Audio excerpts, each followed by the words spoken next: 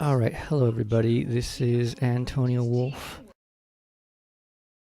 Coming at you with Hyperion, Joshua, and Chaya. It's been a long time. Well, it's been a long time for those who pay attention to the channel a little bit or have listened to the recordings of Science of Logic before. But we've been at it, well, at least going over it again for, what is this, like fourth time? Fourth time reading it from like chapter 1 Yep. to chapter 3 again. Second for Josh, first for Chaya, fourth for us. But we caught up chapter 3, so I decided to record this, seeing as last time we left off on chapter 3, and that was months ago. And we'll see, let's see if we can make it through this time, power through the end of chapter 3, because chapter 3 is pretty important. I'll try to keep my obsession trying to figure things out as we go along a bit lower, because sometimes it's not helpful. Sometimes, Hegel just kind of tells you later on and gives you clues if you were only patient. But yeah, we're on chapter 3, Being for Itself, using the Cambridge translation for the Science of Logic. So let's get started. In being for itself, qualitative being is brought to completion. It is infinite being. The being of the beginning is void of determination. Existence is sublated, but only immediately sublated being. It thus contains, to begin with, only the first negation, itself immediate. Being is, of course, retained as well, and the two are united in existence in simple unity. For this reason, however, each is in itself still unlike the other, and their unity is still not posited. Existence is, therefore, the sphere of differentiation, of dualism, the domain of finitude. Determinateness is determinateness as such, being which is relatively, not absolutely, determined. In being for itself, the distinction between being and determinateness or negation is posited and equalized. Quality, otherness, limit, as well as reality, in itselfness, ought, and so forth, are the incomplete configurations of negation in being which are still based on the differentiation of the two. But since infinitude, negation has passed over into infinity in the posited negation of negation, negation is simple self-reference, and in it, therefore, the equalization with being, absolutely determinate being. Alright, so if you're listening and you have no clue what that means, you gotta read chapters 1 and 2. Don't be lazy. But any questions? Anyone more or less make sense of what is being recapped? Mm-hmm. Let's see, I think I had a comment or something here.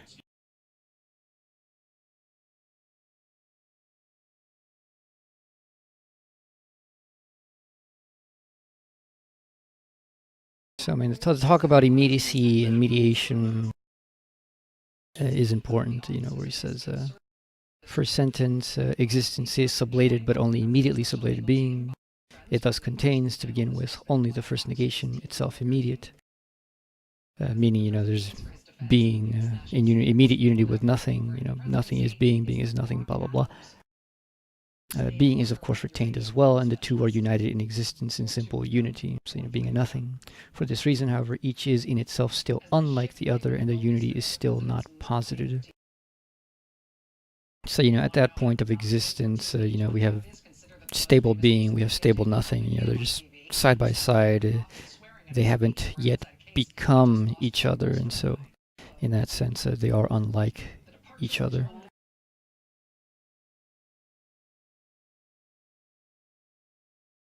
Which is weird, I suppose. I mean, because you'd think that with becoming, it was more or less clear that indeed they do become each other. But I think the reason he says this is because we still don't know really how they become each other or why. We just know that they do. We know it happens in cognition, blah, blah, blah. And they just immediately become each other, but they're still... when he says not posited, it's not an explicit thing from them.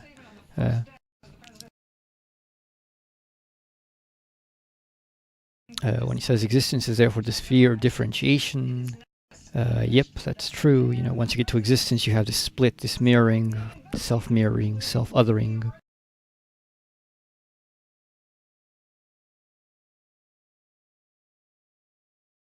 Determinateness, as such, is being which is relatively, not absolutely determined. If you remember what determinateness is, which is being with a non-being, indeed, that is exactly. It makes perfect sense. You know, being is determinate precisely because it has non-being in it. So its determinateness is relative to having this non-being within it. In being for itself, the distinction between being and determinateness or negation is posited and equalized.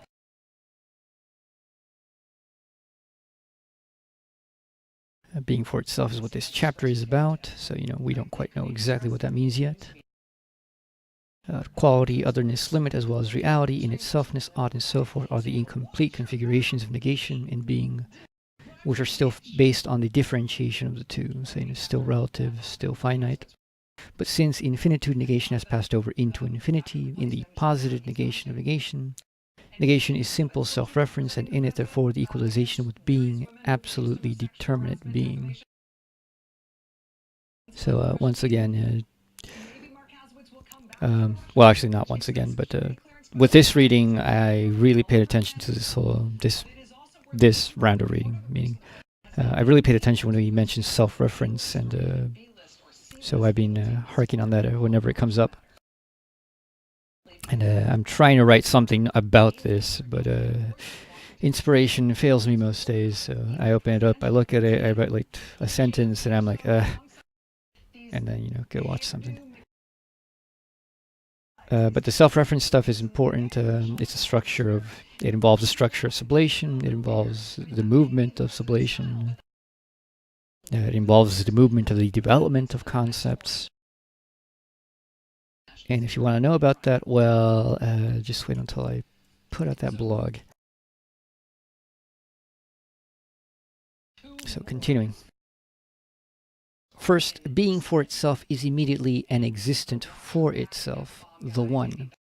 Second, the one passes over into multiplicity of ones, repulsion, or the otherness of the one which sublates itself into its ideality, attraction. Third, we have the alternating determination of repulsion and attraction, in which the two sink into a state of equilibrium, and quality, driven to a head and being for itself, passes over into quantity. So quality and quantity, that famous thing which, I don't know, Marxists make a big deal about that, and I just think it's so stupid, really, when you find out what it actually is.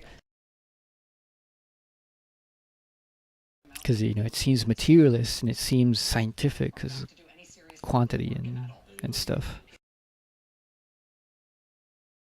I just think it's I don't know, a weird obsession. But all right, that's foreshadowing. It's summarizing what's going to happen in this chapter. Section A, being for itself as such. The general concept of being for itself has come to light.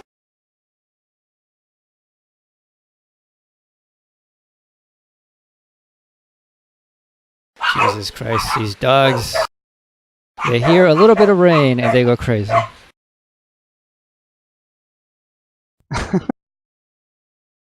It's raining a bit heavy.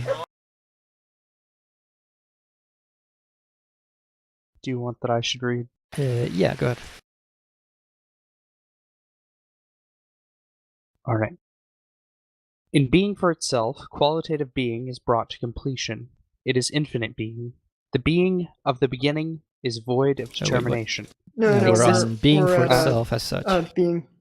So the general concept. Oh, yeah, you just read that. Forgot. Okay. Forgot to scroll down. A. Being for itself as such. The general concept of being for itself has come to light. The justification for using the expression being for itself for that concept would depend on showing that the representation associated with the expression corresponds to the concept. So indeed it appears to do. We say that something is for itself inasmuch as it sublates otherness, sublates its connection and community with other, has rejected them by abstracting from them. The other is in it only as something sublated, as its moments. Being for itself consists in having thus transcended limitation, its otherness. It consists in being, as this negation, the infinite turning back into itself, in representing to itself an intended object which it feels, or intuits, and so forth. Consciousness already contains in itself as consciousness the determination of being for itself. That is, it has in it the content of that object, which is thus an idealization. Even as it intuits, or in general becomes involved in the negative of itself, in the other, it abides with itself. Being for itself is the polemical negative relating to the limiting other, and through this negation of the other, is being reflected within itself. Even though, side by side with this imminent turning back of consciousness and the ideality of its object, the reality of this object is also retained, for the object is at the same time known as an external existence. Consciousness is thus phenomenal, or it is this dualism. On the one side, it knows an external object which is other than it. On the other side, it is for itself, has this intended object in it as idealized, abides not only by this other, but therein abides also with itself. Self-consciousness, on the contrary, is being for itself brought to completion and posited. The side of reference to another, to an external object, is removed. Self-consciousness is thus the nearest example of the presence of infinity. Granted, of a still abstract infinity, but one which is of a totally different, concrete determination than the being for itself in general, whose infinity still only has only qualitative determinateness. A or alpha, existence and being for itself. Hold on, just wanted to say, I mean, that's a pretty good All right, example. sorry, The whole yeah. thing, the whole thing on self-consciousness is very good. If you read the Phenomenology of Spirit, it's dead on. It's exactly what he says. The way he describes it is indeed in the structure of being for itself. That is, self-consciousness is consciousness which holds consciousness as its object, fully knowing that it is, nonetheless, itself, both of its kind as well as constitutive of itself. It is a moment of itself. So that is it's a really roundabout, philosophical way of putting it. There's, I don't know. Well, there is a way to put it in more common terms, but I always find it to be more roundabout even than the philosophical way of saying it. Once again, you notice that he explains why he uses a term and why it fits, and it's pretty good. I think it's a pretty good use of the term. Yeah. We say that something is for itself inasmuch as it sublates otherness, sublates its connection, community with other, has rejected them by abstracting from them. So one thing I might want to say here is that, when it says has rejected them by abstracting from them, the funny thing is that the others, when you have the other and the other separated from each other, that's a first abstraction. And then you have this abstraction from abstraction, which is kind of like a cheeky way of saying things, and it works perfectly well for what Hegel intends. Yeah. Because if you abstract from abstraction, it's concretion. Yeah. What do you get? Yeah. Back into concretion. And so that's exactly what being for itself is. It's the concretion. Negation of negation. negation. It's a negation. It's self-reference. The way self-reference works is literally that way. You have these terms which are self-operative. So negation negates itself.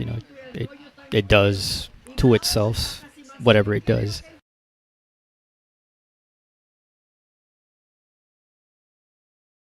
So I think that's all I wanted to say on that. I'll continue reading. A, existence and being for itself. as already mentioned, being for itself is infinity that has sunk into simple being. It is existence insofar as in the now posited form of the immediacy of being, the negative nature of infinity, which is the negation of negation, is only as negation in general.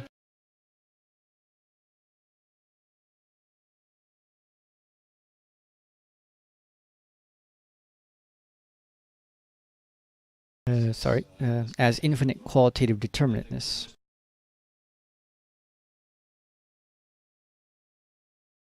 But in such a determinateness, wherein it is existence, being is at once also distinguished from this very being for itself.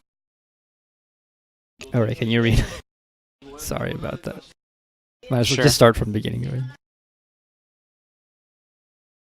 Alright, as already mentioned, being for itself is infinity that is sunk into simple being. It is existence insofar as it is insofar as in the now posited form of the immediacy of being.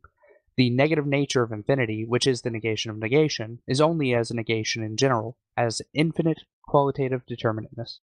But in such a determinateness, wherein it is existence, being is at once only also distinguished from this very being for itself, which is such only as infinite qualitative determinateness. Nevertheless, existence is at the same time a moment of being for itself. For the latter certainly contains being affected by negation. So the determinateness which in existence as such is an other and a being for other is bent back into the infinite unity of being for itself, and the moment of existence is present in the being for itself as being for one. Alright, so that was dense.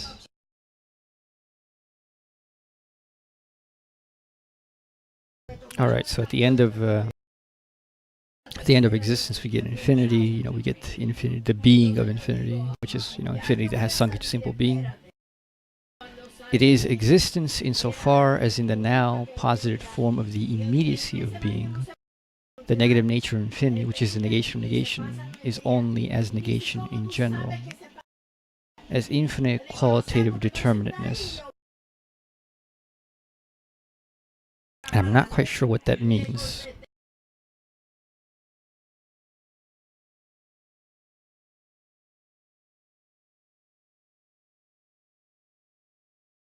And I apologize for the loud voices in the background if you hear anything. I live with Cubans. If you know any Cubans, you know what I mean. Okay. But okay, it's the immediacy of being the not being, but the immediacy of being the negative nature of infinity.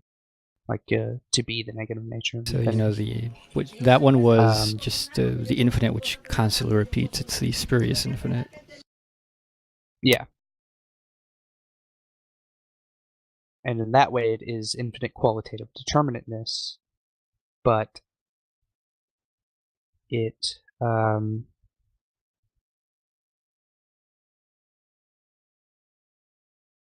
okay, now I'm confused about the next sentence. I thought I had it. Hold on.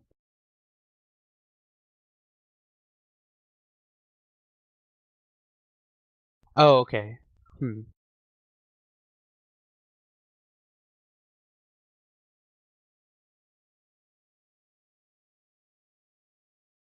Yeah, so being is distinguished from being for itself, because being for itself is that infinite qualitative determinateness, right? Yeah. Okay, so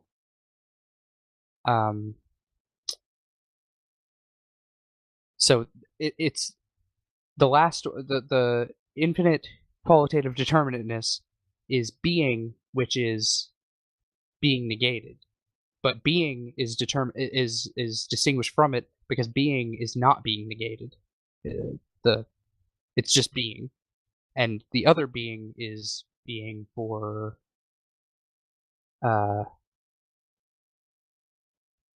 it is other to being because it is a being for other, right? I don't know. That's what I'm wondering. I don't know what the relationship is here now. Because it's when he says... It looks like we have two different ones. says, okay, infinity sinks back into being, it is the being of infinity, then it is existence insofar as in the now posit form of the immediacy of being, the negative nature of infinity is only as negation general, as infinite qualitative determinateness. So yeah, and that one's being negated, so it's being for it has the form of existence. So you know, other. so like what I'm thinking is it? Yeah. It's like what happens at the existence, right, where we start going through the process again. Yeah. You know, so we have the being of infinity. This logically recurs back into existence. So now we have existent infinity, which has the negative, cannot be the negation of negation. It has only the negative form. So it's only negation in general. So it's determinateness. Yeah. As infinite qualitative determinateness. Stretched to the infinite degree, the nth degree, and then it becomes being for one. But in such a determinateness, wherein it is existence, being is at once also distinguished from this very being for itself, which is such only as infinite qualitative determinateness. Nevertheless, existence is at the same time a moment of being for itself, for the latter certainly contains being affected by negation. So okay, I don't get that. So you have this infinite qualitative determinateness because it is infinity in the form of determinateness, which then is quality, repeats the whole thing. And then what do we get? But in such a determinateness, wherein it is existence, being is at once also distinguished from this very being for itself. So do we have this reflection once again, just like the finite and infinite? Because the whole logic recurs, or at least that's what it seems like what's happening. Yeah. So then you have back to the recursion, and then you have this doubling again of the finite in opposition to infinite. Because wherein it is existence, being is at once also distinguished from this very being for itself, which is such only as infinite qualitative determinateness.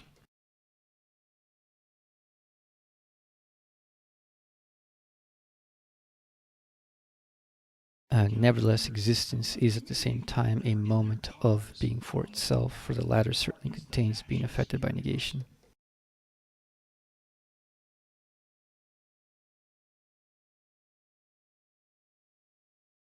Yeah, being for itself is it's affected. It is being. So this is by negation. yeah. So this is not being for the development of being for itself as such on the level of being for itself, but it's kind of its internal development, right? Yeah. Just like something. Yeah, it was just like the something and other, where the developments of being for itself, being for other, were actually moments within something itself, right? Yeah. Josh, you guys following? Sorry. Well, I'm enjoying your little exploration there. So. And then, as being a moment, it's also an other to it, and then. But it comes right back. So because being for itself is the and then it comes right back. Right? Yeah. Yeah. So it's all within all of this is within being for itself. And then we come full circle, and that's how we get being for one. Okay. So that makes sense. Yeah. So the determinateness, which in existence as such is an other, and a being for other, is bent back into the infinite unity of being for itself. And the moment of existence is present in the being for itself as being for one. I still have to probably work on diagramming this. Yeah, we need to tease this out. Yeah. But I think we'll leave this be for right now. This is just like an internal conflict that is resolving itself. But I'm not sure of the exact movements.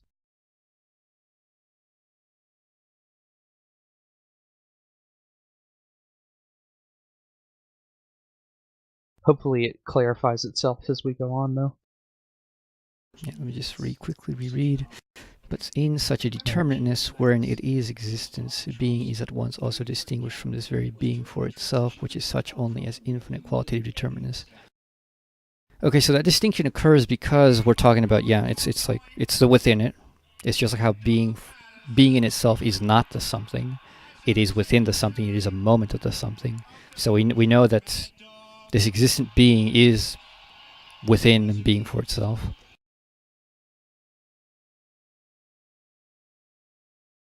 Being is at once also distinguished from this very being for itself, which is such only as infinite qualitative determinateness.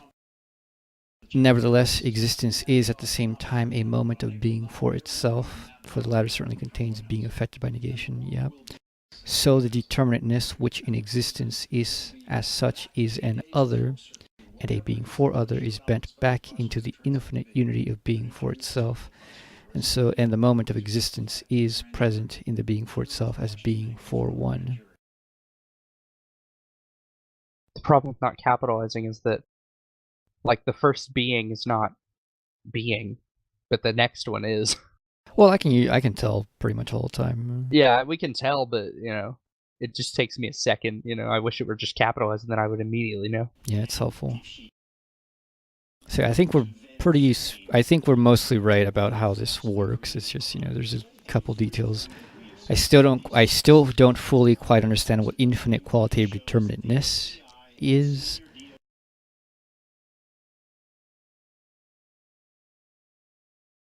Go back up the paragraph. Oh yeah, as already mentioned, being for itself The is last page. infinity that has sunk into simple being. It is existence insofar as in the now posited form of the immediacy of being, the negative nature of infinity. As infinite qualitative determinateness. Yeah, but go up the previous paragraph where he talks about the infinity that has qualitative determinateness. Self-consciousness is thus the nearest example of the presence of infinity, granted of a still abstract infinity, but one which is of a totally different concrete determination than the being for itself in general, whose infinity still has only qualitative determinateness.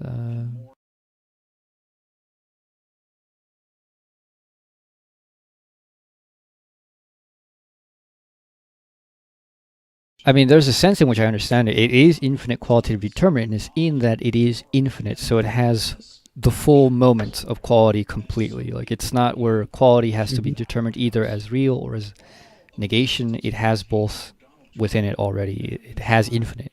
In that sense, it has infinite quality and pure quality, so to say. It doesn't just have relative quality, it has absolute quality. Yeah. So it makes... The self-consciousness is at a superior level because its abstract infinity is one that is more concrete than the qualitative determinateness of being for itself. Even though they're both incomplete, it's like at a higher incompletion. Yeah, basically.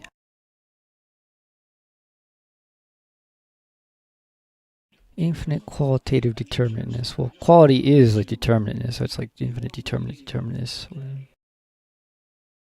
Yeah. I just gotta tease that out later, but don't worry too much about it. So, okay, does it make sense to everyone else how we got so far here? Sort of, I guess. Yeah, like let me see. Yeah. Okay, so you remember how in existence the way we started was, you know, just plain existence, and then we say, oh, existence is, and then the whole thing recurs. And every time we went through that, it was just a recursion again and again of like up until we got to something where we just we just get right back to the concept again, and we have to reapply it. So once we have infinity, and we say infinity is, bam, the recursion has to happen again. Yeah.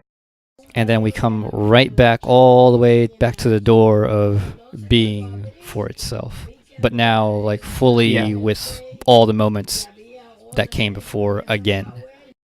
So we have being for itself, which is existent, is something and other, is infinite. Well, it is finite, and then it is infinite. And now, I see. so that's what happens. So that's how we are. But the problem of infinite qualitative determinateness is that it doesn't have its other posited within it. Yeah, like, well, no, it does. It's what makes it infinite. It's what he says, being for itself is at first strange because it has the other, but the other is posited, and it is posited specifically in it, and it cannot be outside it. It has to be a moment of it.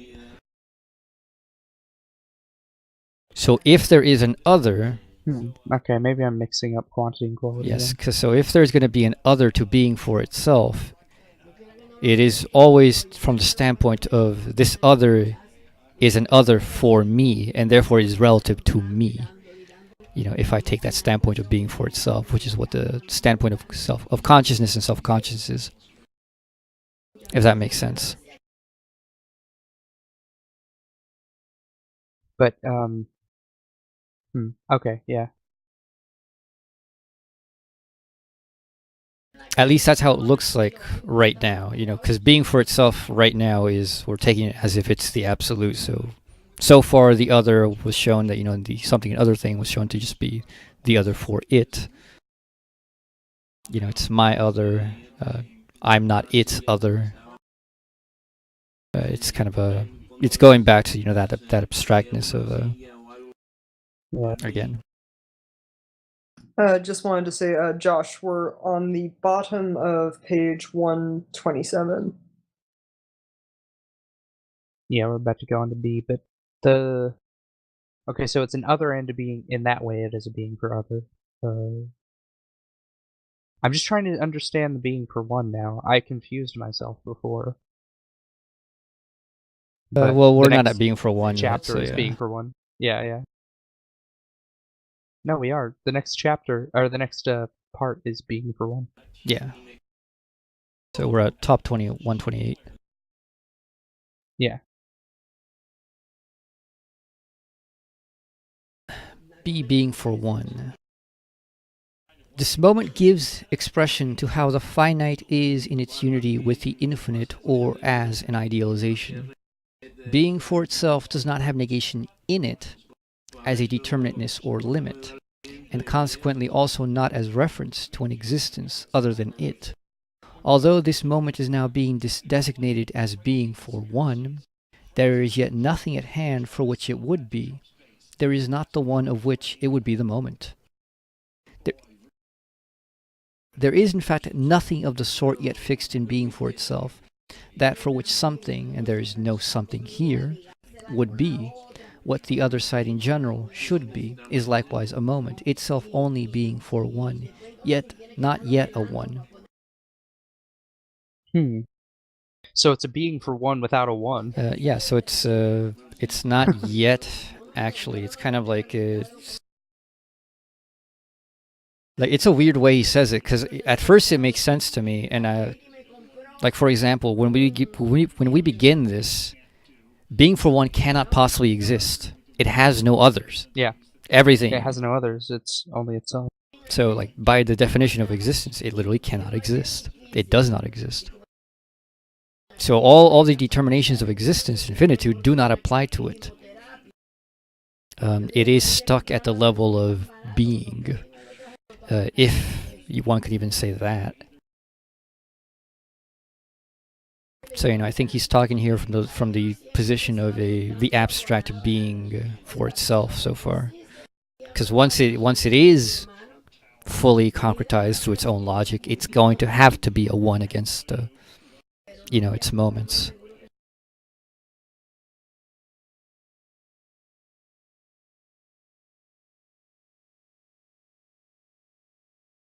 So rereading a bit, although this moment is now being designated as being for one, there is yet nothing at hand for which it would be.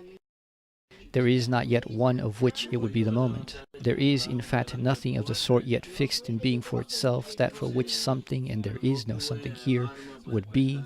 What the other side in general should be is likewise a moment, itself only being for one, not yet a one. What we have before us, therefore, is still an undistinguishedness of two sides that may suggest themselves in the being for one. There is only one being for another. And since this is only one being for another, it is also only being for one. There's only the one ideality of that for which or in which there should be a determination as a moment, and of that which should be the moment in it. Being for one and being for itself do not therefore constitute two genuine determinacies, each as against the other. Inasmuch as the distinction of is momentarily assumed, and we speak of a being for itself, it is this very being for itself, as the sublated being of otherness, that refers itself to itself as to the sublated other, is therefore for one. In its other, it refers itself only to itself. An idealization is necessarily for one, but it is not for an other. The one for which it is only itself. The I, therefore, spirit in general, or God, are idealizations, because they are infinite. As existents which are for themselves, however, they are not ideationally different from that which is for one. For if they were different, they would be only immediate, or more precisely, they would only be existence and a being for another. For if the moment of being for one did not attach to them, it is not they themselves, but an other that would be that which is for them. God is therefore for himself, insofar he is himself that which is for him. Being for itself and being for one are not therefore diverse significations of ideality, but essential, inseparable moments of it. Clear as mud.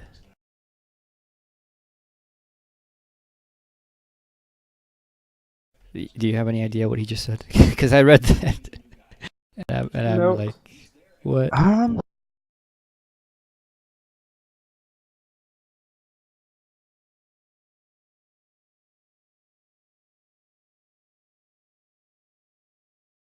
To some degree, I'm understanding it. I'm gonna have trouble explaining what I think it means.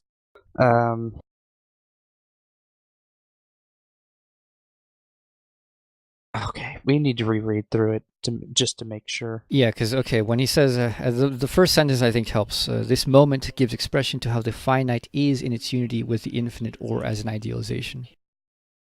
So this is already recurring So back. it's not This is like, yeah.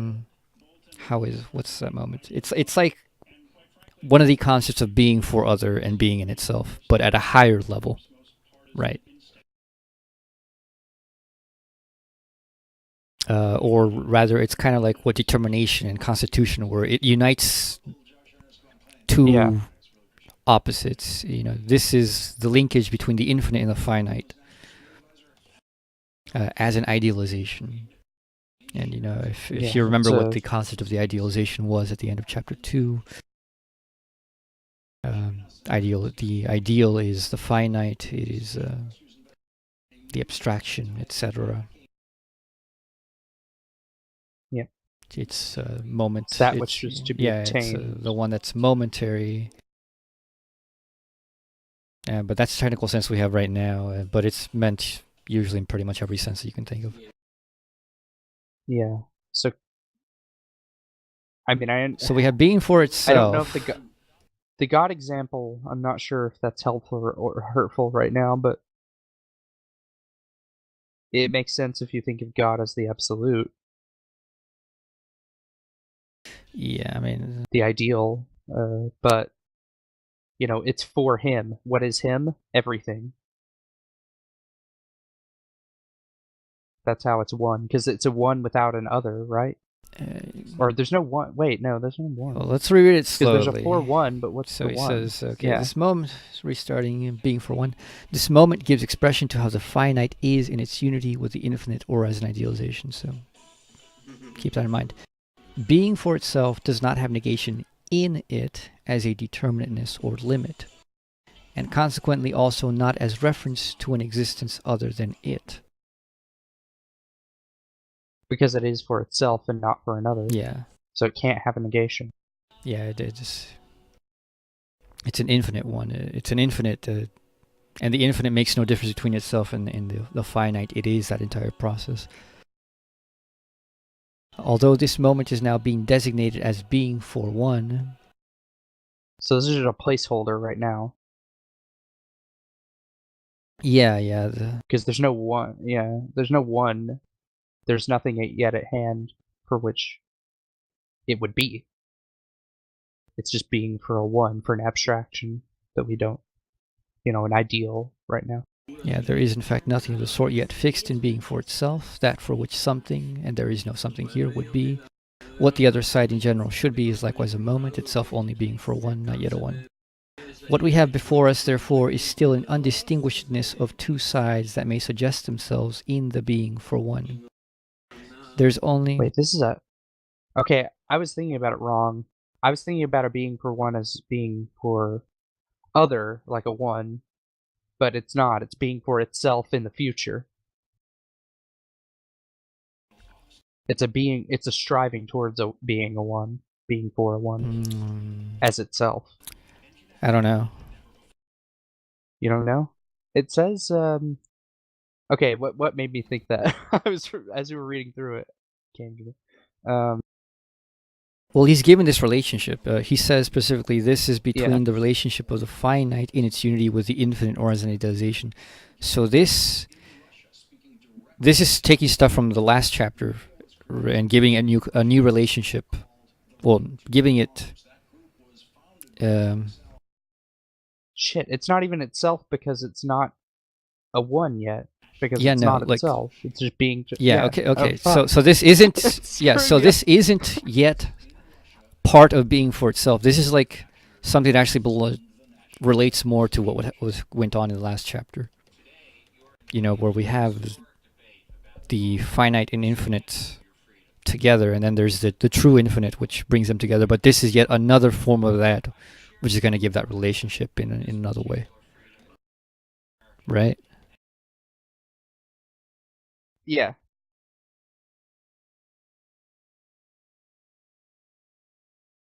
So what we have before us... Shit, this striving isn't even a something. It's not even something yet. Go back a few sentences. Reread it. It might come to me. I might remember what I was thinking. Let me just read the whole thing. This moment gives expression to how the finite is in its unity with the infinite, or as an idealization. So the way I'm seeing this is kind of like... I see it more easily in the static view of, the relationship of the finite to the infinite as a moment of it. Being for itself does not have negation in it as a determinateness or limit, so, and consequently also not as reference to an existence other than it.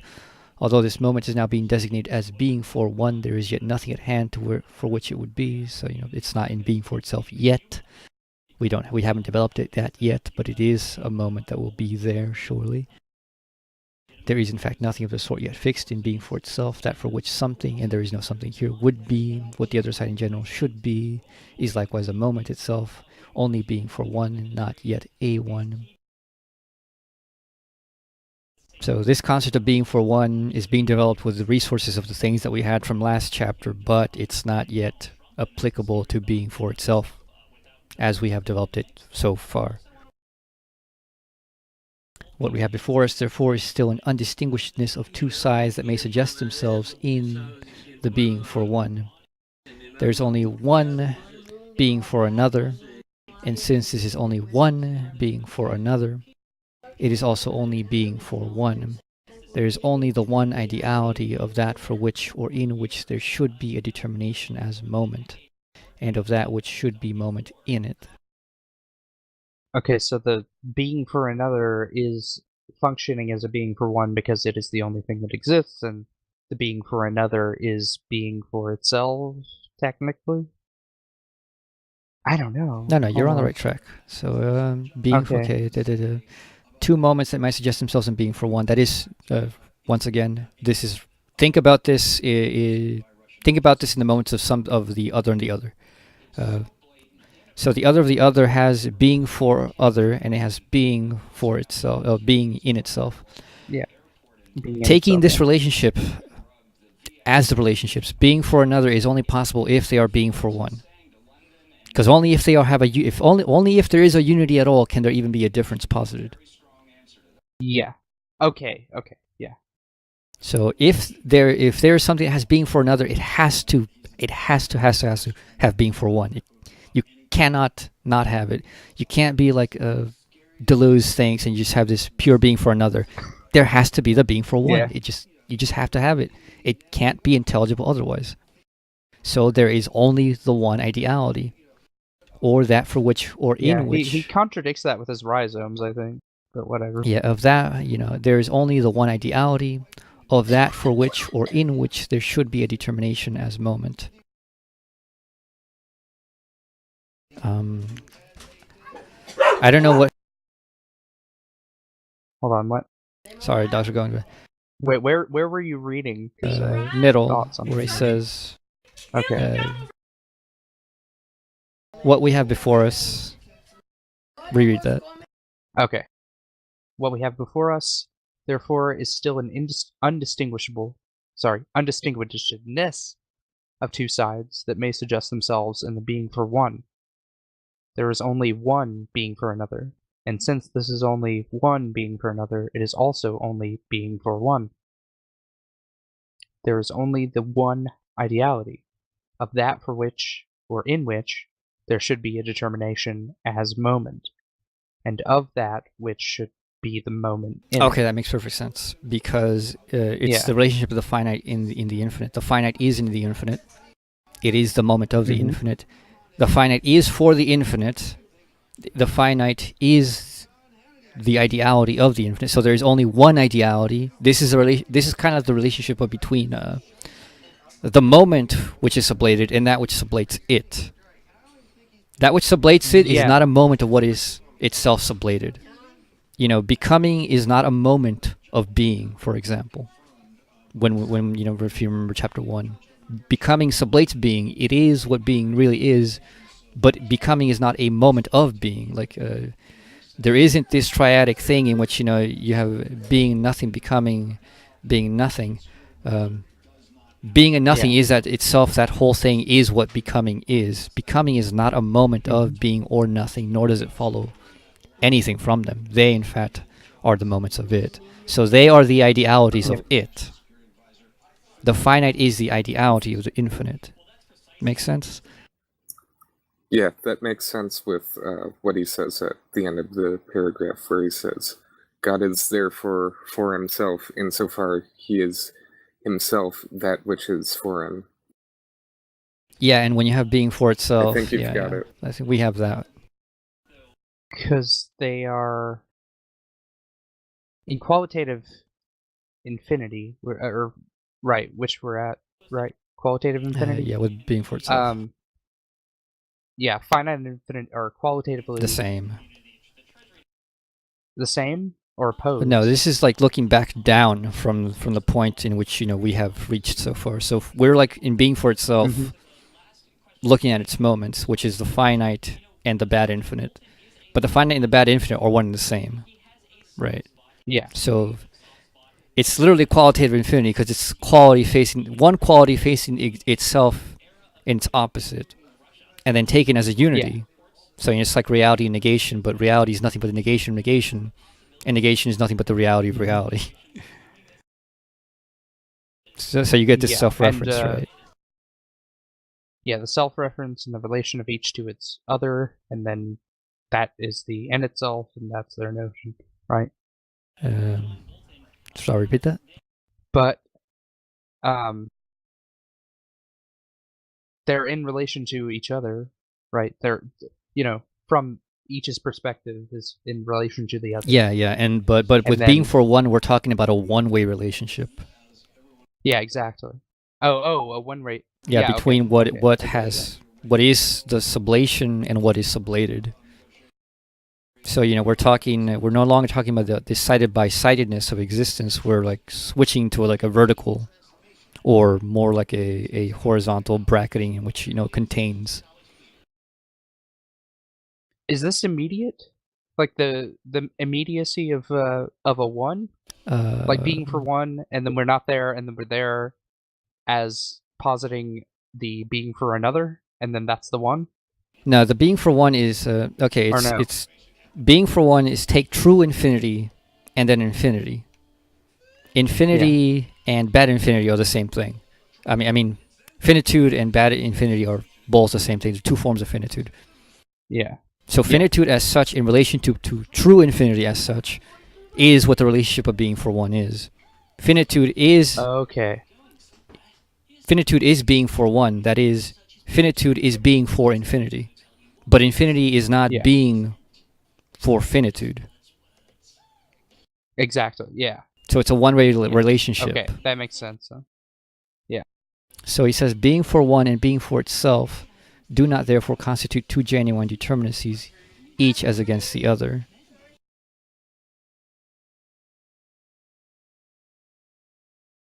So it's not genuine determinacies in that there is no opposite to them.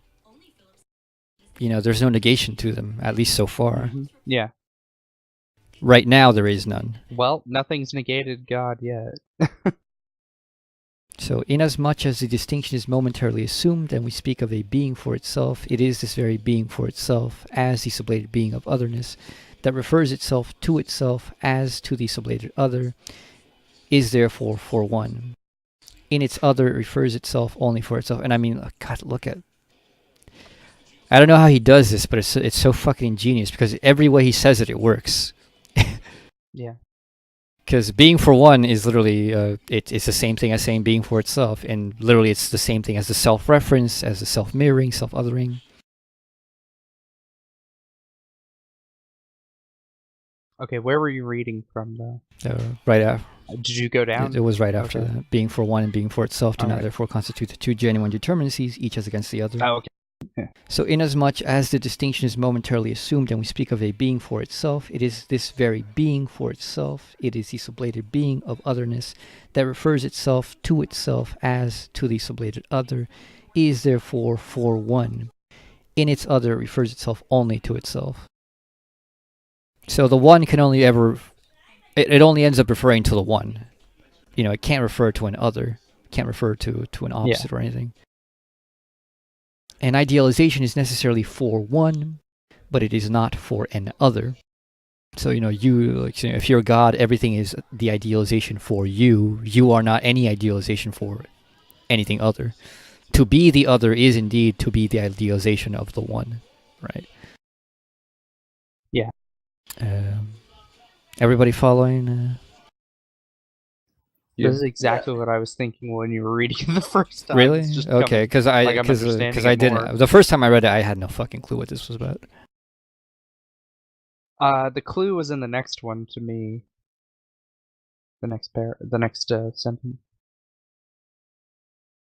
The I, therefore, spirit in general, or God, are idealizations because they are infinite.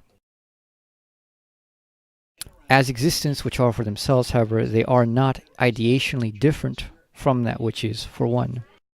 For if they were different, they would be only immediate, or more precisely, they would only be existence and a being for another.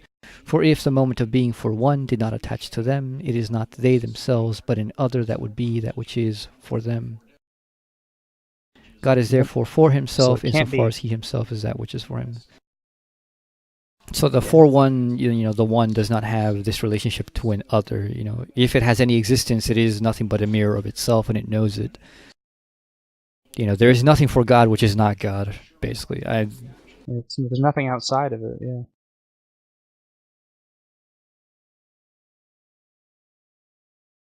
Or did you say there's nothing for God or out that is not for God? well, there's nothing for God that is not God.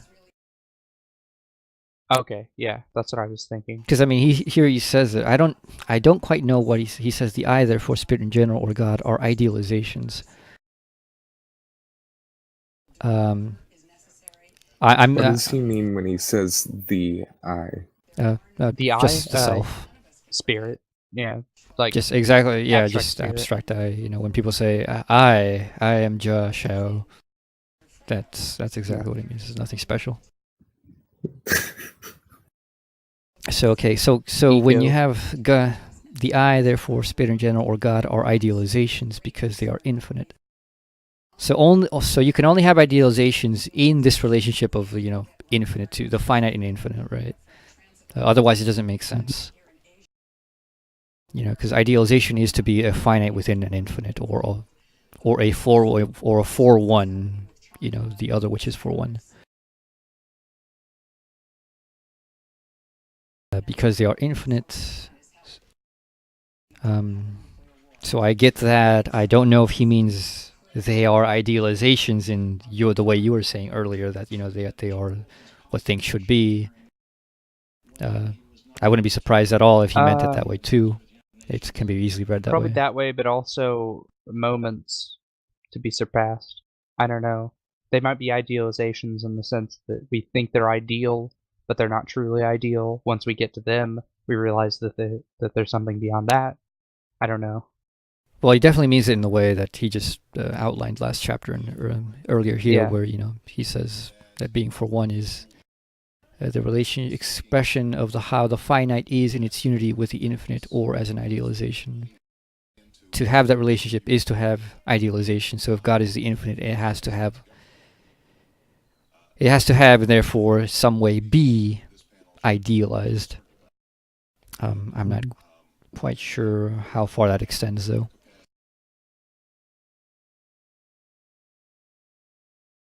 Infinitely, probably. So okay, more or less clear. That took a bit. Yeah, I pretty much understood what the point you were trying to convey there. So Yeah. I mean, I So take being in notes. itself. So. Sorry, go on. Oh, I was just saying I take notes as we discuss. Yeah, So. good. You're a good student. Why, thank Being you. for itself and being for one are not therefore diverse significations by duality, but essential in several moments of it. Okay. And so yeah, once again, I mean, like you notice, so when he says this being for itself and being for one, they take the whole movement. Once you get to find an infinite relationship, you have ideality, you have being for itself, and you have being for one, and they're not the same thing. Then it's like multiple concepts that come up at once. Remember like how indeterminacy and quality, two concepts come up at once with that same structure. So these are basically two concepts that come up at once because of that same structure. They're just different points of that structure.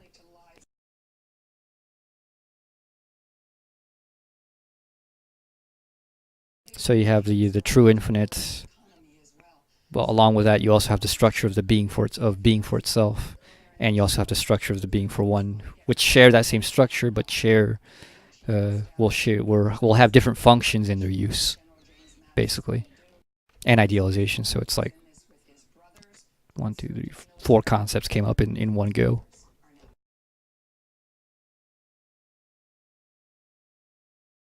All right. I mean, does that make sense? Because that's why I'm seeing it. Once we got true infinity, we got both idealization, we got being for itself, and we got being for one. Yep. 3 concepts. And so along with infinity, that's 4 concepts.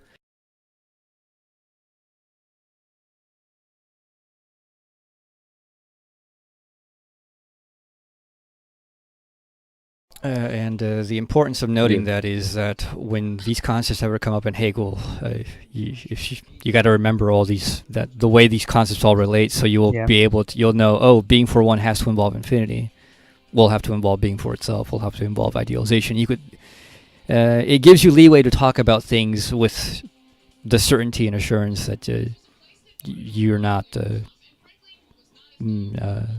misunderstanding and like connecting things that you shouldn't, such as what a lot of other philosophers do. Like to lose. Yeah. I want to know what he says in the remark though this time. Yeah, go into the remark. Yeah. All right. The German expression for querying the quality of a thing, was für ein Ding etwas sei, or what for a thing is this or that, though strange at first, reflectively brings out the moment here considered. This expression is idealistic in origin, since it does not ask what this thing A might be for another thing B. Not what this human being might be for another human being. It asks, rather, what this is for a thing for a human being, so that this being for one is at the same time taken back into this thing, into this human being, or that which is and that for which it is are one and the same. An identity, such as ideality, must also be considered to be. Okay, so it is what it's asking, what that which it is for, so that makes sense, no? Yeah. The being for one is the one, right? Well, being for one I mean, is, the finite for the infinite, yeah. or, the other for Yeah. me. Yep. Ideality at first attaches to the sublated determinations as distinguished from that in which they are sublated, which by contrast can be taken as the real. The result is that the idealization is again one of the moments and the real the other. Ideality, however, consists in both determinations being equally only for one and having only the value of a one, and this one ideality, thus undifferentiated, is reality. Oh, so God, quote unquote, reality, one is, reality as in the infinite universe, the infinite pure mind, and so on. In this sense, self-consciousness, spirit, God are each, as an infinite reference purely to itself, an idealization. The I is for the I. Both are the same thing. The I is named twice, but in such a way that each of the two is for one, ideally. Spirit is only for spirit, God only for God. And this unity alone is God, God as spirit.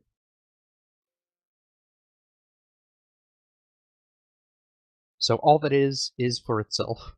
Well, it has to be. And is for spirit. That links for, like, because I was thinking about it in the sense of, we human beings as spirit. There's nothing pretty much which is not for us. Yeah, pretty much. In nature, even. We're human. To be a human is only for a human. We're not human for anything else. Yeah. Whereas everything else is so far kind as of. we know. Oh yeah, so far as we know. Speaking of human in like not a species term, but just Yeah, not anthropocentric sense, but only a spirit as mind. Well, aren't we for God, though? Yeah, but we are good. good.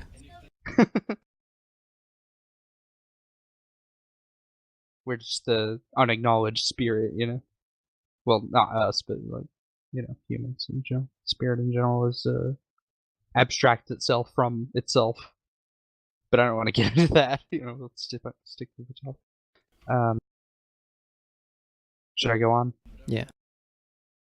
Self-consciousness, however, as consciousness, incurs the difference of itself and an other, or of its ideality, in which it is representational, and of its reality, since its representation has a determinate content which, as non-sublated negativity, as existence, still has the side of being known.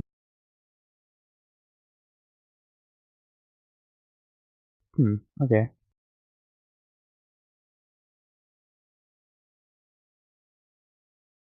So its self-consciousness doesn't have an other at this point.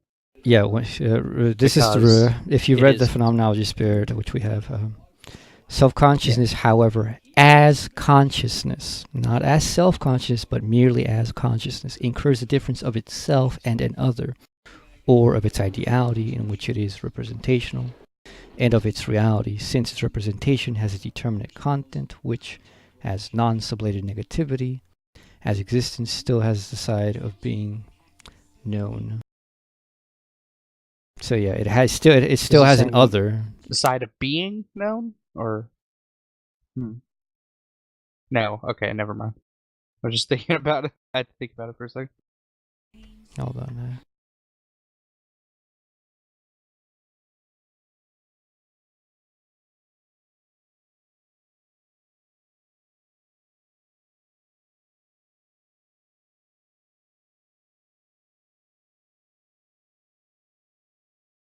I don't know. I don't quite know what he means by that. Still has a side of being known. All right.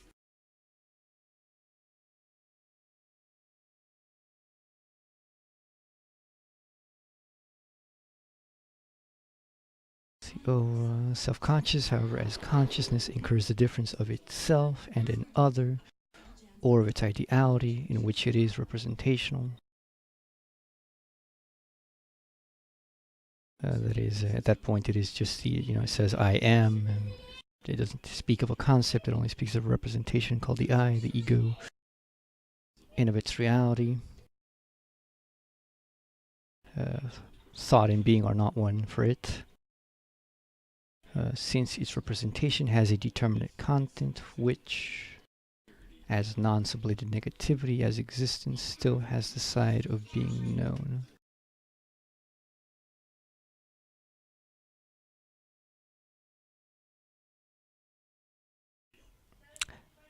I don't quite know what that means. Maybe it means that the other is still known as the other, it's still as the abstract other, but it's not yet known as, for one. I'll think about it, but not too important, really.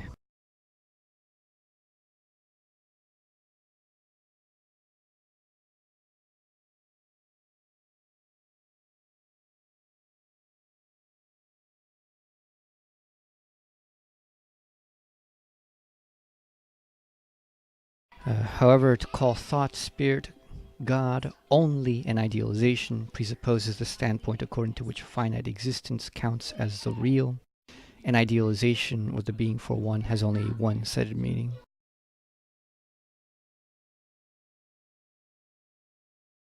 So, just as he has said, idealization is higher than merely being finite. So anybody who thinks that the finite things that they encounter in everyday life and existence are the real things, people who says, I want to talk about the real concrete things, the stupid rock.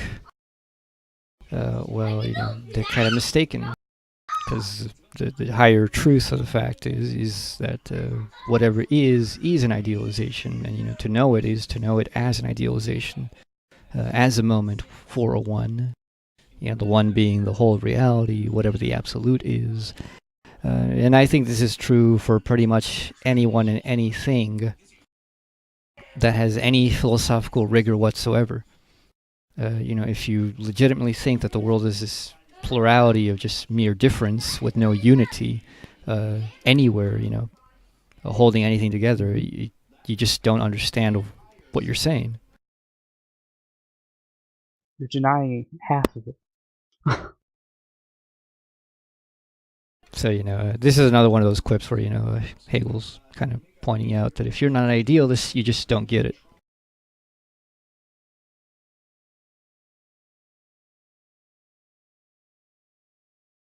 That, when you say, well, ideas, the ideal isn't real, when Hegel's telling you, technically, that's just conceptually, intelligibly, at least for him, the way he means it, not the case. Yeah. All right, you can continue. However, to call thought, spirit, God only an idealization presupposes the standpoint according to which finite existence counts as the real, and idealization for the being for one, or the being for one, has only a one-sided meaning. Yeah, definitely makes sense.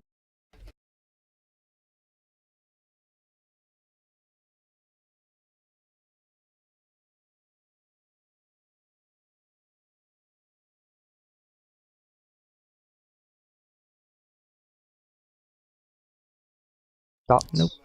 Should I go on? Okay. The principle of idealism was stated in an earlier remark, where it was said that in a philosophy all depends on how far this principle is implemented. Regarding the manner of this implementation, one further comment can still be made in connection with the categories that we are considering now.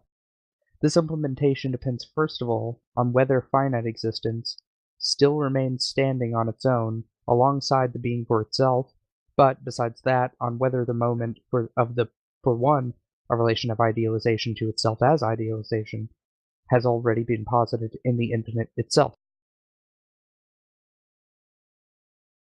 Thus, the being of the Eleatics, or the Spinozistic substance, are only the abstract negation of all determinateness, without ideality being posited in them.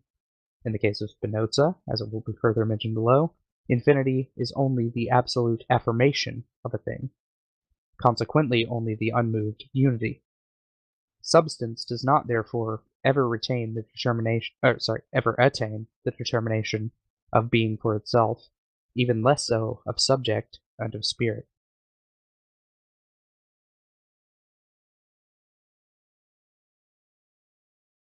The idealism of the noble Malebranche, that's how you say it, right, is in itself more explicit. It contains the following basic thoughts. Because God includes within itself all eternal truths, the ideas and the perfections of all things, so that they are His and only His, we see them only in Him. God awakens our sensations of objects in us through an action that has nothing of the sensuous, whereby we imagine to ourselves that we gain of an intended object not only the idea depicting its essence, but also the sensation of its existence. De la recherche, de la vérité, éclaircissement. You want me to pronounce yeah, that? go for it. De la recherche, de la vérité, éclaircissement sur la nature des idées, etc. Yep. Thanks. Yeah. For the Anyways. search of Truth. No, I don't know it's- if that is it some- the search? I thought it was like Verite? Yeah. on the research Oh, no, of Not truth. no, research means like to search for. Search. Cherche Yeah. means search. Like, je Yeah. cherche, I search. Yeah. Pursuit, yeah. Yeah, All right. Well, this for gives. the pursuit of truth. I don't know what that word means. I don't on either. the nature of ideas. Yeah. Anyways, this actually gives some ideas for explaining a certain seeing of certain things. That word is clarification.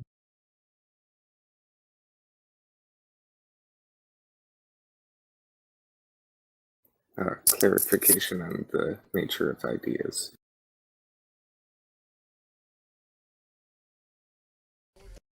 All right, continue.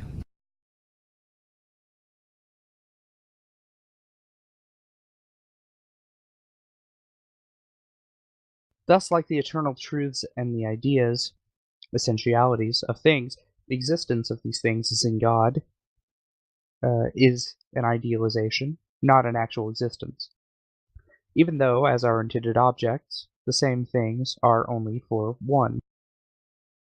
This moment of explicit and concrete idealism, lacking in Spinoza, is present here, in absolute ideality being determined as knowledge. Pure and profound as this idealism is, these relations contain nevertheless, on the one hand, much which is still indeterminate for thought, and, on the other hand, a content which is, at the same time, much too concrete. Sin and redemption, and so forth, also enter into them. The logical determination of infinity, that would have to be their foundation, is not elaborated on its own, and as a result, such a noble and rich idealism, though indeed the product of pure speculative spirit, is not yet the product of pure speculative thinking, the kind which alone would truly give it a foundation.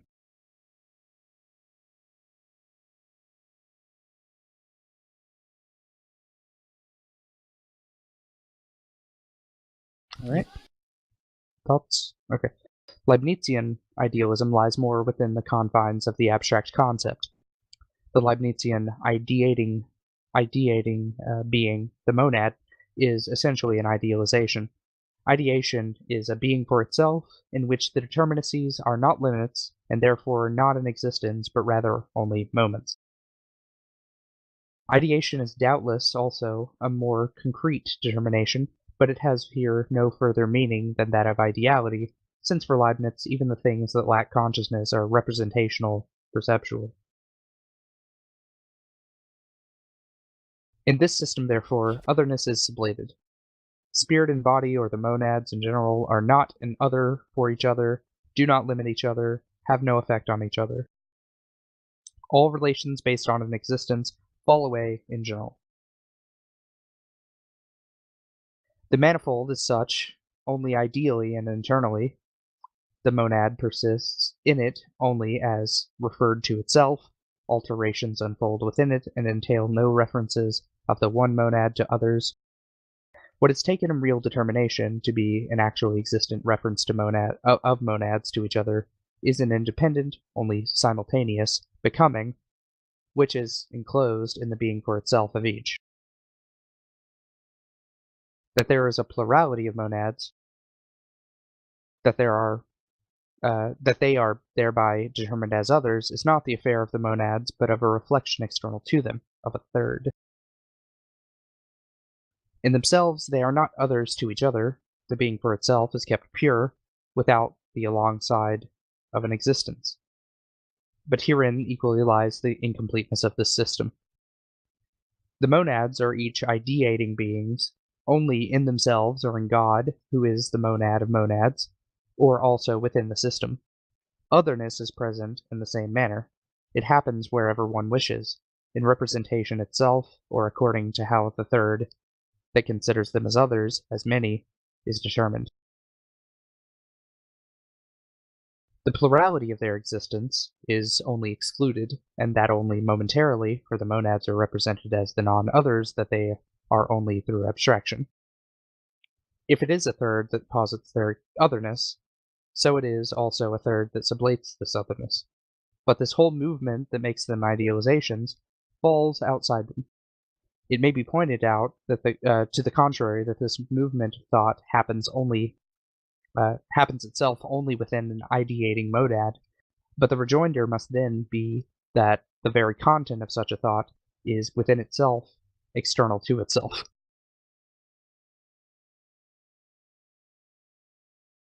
One proceeds immediately, without conceptualization, by means of the image of creation, from the unity of the absolute ideality, the monad of monads, over to the categories of the abstract plurality, void of references, of existence, and from this plurality, just as abstractly back to that unity. Ideality, representing in general, remains something formal, as does also representing raised to consciousness. Just as in Leibniz's above-mentioned fiction, that of a magnetic needle, which, if it had consciousness, would see its northerly direction as a determination of its freedom, consciousness is thought only as a one-sided form, indifferent to its determination and content. So is the ideality in the monads a form that remains external to their plurality.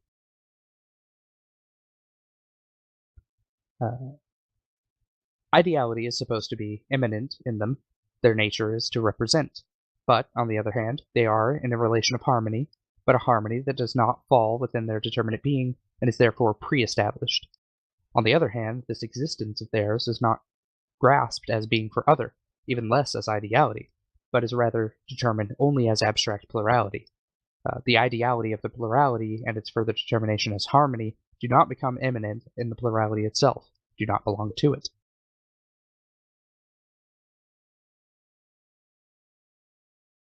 That examples of So basically, just a critique of Leibniz and Spinoza. the examples of the magnetic needle is always great. Yeah. Which, by the way, I mean, there are people who really live their lives like that, and they're few and far between, but they do exist, and there's a bit too many of them in the mystical and communities. The kind of people who just you're like, oh, you gotta go with the flow. Who kind of see their life as fated in some way or another, and they just flow with the will of whatever. And they let go of their own subjectivity. They let go of their own freedom. They just go with whatever life gives rather than make anything. Sounds like Americans. Yeah, TV does that to you.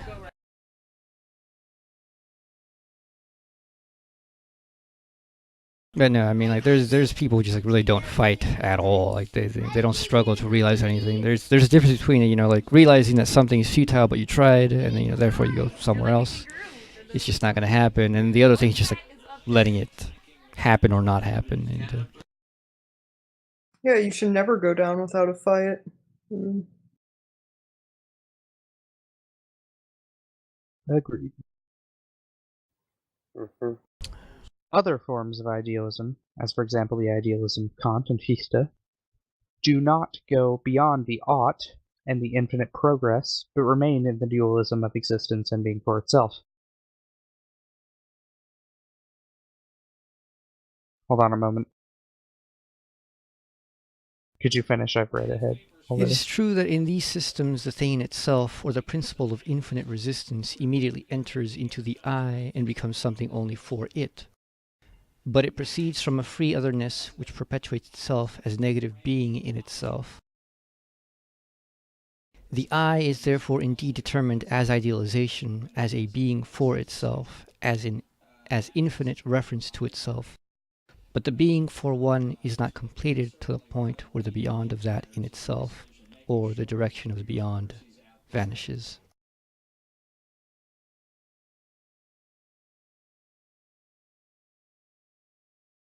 All right.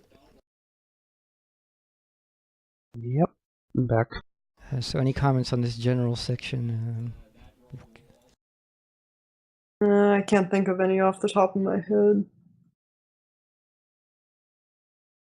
I don't know. With Hegel, it seems like I get most of what he says when he just talks his own philosophy, but when he starts bringing up other philosophers, it all goes over my Well, head. yeah, because you don't have a Oh, background. he's just trying to justify Yeah. his over Yeah. theirs. Yeah. Like, it's not You necessary. have Like, to be. yeah, it's. He's like, We read some yeah, Kant he's Fichte. assuming like, you know this stuff, but it's also not necessary. Like, all this stuff is in case you thought it was that, it's not that. Yeah. You know. This is why they feel. This is why I'm. Yeah, I'm right. This is why I'm right. This is Which why is, you know, mine is as superior. far as I have noticed, I have not seen any point where he talks about anyone where it has really clarified for me anything, because I don't come with these presuppositions already, so they're interesting things for me to, like, I don't fully understand all of them because I haven't read like half these people for sure. Well, we read Leibniz. I haven't read Leibniz. We read. I've read Leibniz. I thought we did. No, you read We him read- with what's his name? Oh. Disco. Oh yeah, true. Yeah, I read Leibniz, and we read Kant's relation to Leibniz, like how he was a Leibnizian. Oh yeah, we were and, reading like, that. trying to Yeah. improve So I've read upon about Leibniz and and shit. then his change. Yeah, his so I've term, read about like about most of these people, but I haven't read them his specifically. proto-idealism. So don't worry too much about that. Although I would say that, you know, if you find any of this, if this kind of stuff interests you, like these guys are all interesting. Yeah, I think it's good to know like the alternatives, but ultimately, as far as I'm concerned, Hegel is superior to them, and he's proven it Well, here. it gets you also because it's good to read them though, because it gives you a view. If you read them directly, sometimes not so much, because they're not quite open about how they really do think. You know, it takes patience and you actually kind of thinking about it to realize why they really think something. But when you understand why they think certain things, it strikes you as utterly ingenious that they did come up with what they did. Like Leibniz has some ideas about infinity which are pretty amazing, and all that stuff. But yeah, don't worry too much about it. It's basically a in case, you know, you were thinking because he's not using completely new terms. You know, it's terms sometimes people have used before, or terms close to what people have used before. So he's always trying to make sure, like, no, I'm not talking about it that way. Yeah. It's always good to read other people, though, just to get different perspectives. But yeah, all right. I definitely learned a hell of a lot more this time reading this than the last two times we've tried. Yep. Uh, Is This 2 sounds other good. times? I tried reading it on my own. I think like I tried reading with Hyperion on our own, and we just kind of like got this far. Yeah, I remember like we read it together one time. Yeah, and then we tried it with the other guy, and I also didn't get it. But this time it was good. I got a lot out of it. I don't know what the difference is, but my brain was just working better. And that's how we read these people. You know, people, you know, if you want to know, like, how do you study? Well, this is what I do. Just get a bunch of friends and kind of bounce ideas together and slow down and kind of read and reread until, you know, we start piecing it together. Yeah, don't expect to immediately get it. If you don't immediately get it, just work at it.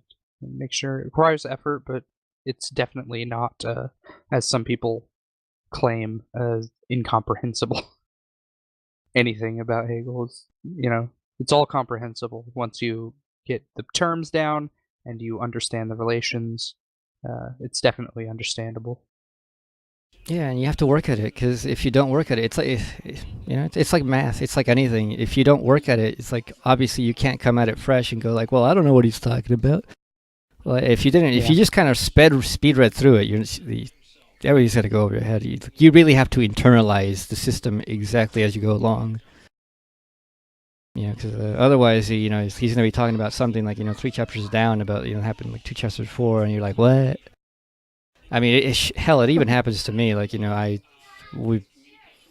if you're not like constantly keeping up with this stuff in your head, like, you know, you got to go back and refresh every once in a while, because I certainly don't remember all the moves like perfectly. Well, it only gets more complex as you go along as well. So it's like 75 major concepts, you know, and like each chapter is just one of the major concepts. And each chapter has like somewhere like between 10 to 20 like sub-concepts. And they're all there. They're all used at some point. Believe you me, I don't know how this guy did it. Well, he was a genius for a reason, I suppose. But anyways, that was good. We'll leave it at that. We'll continue some other time. See you later, people.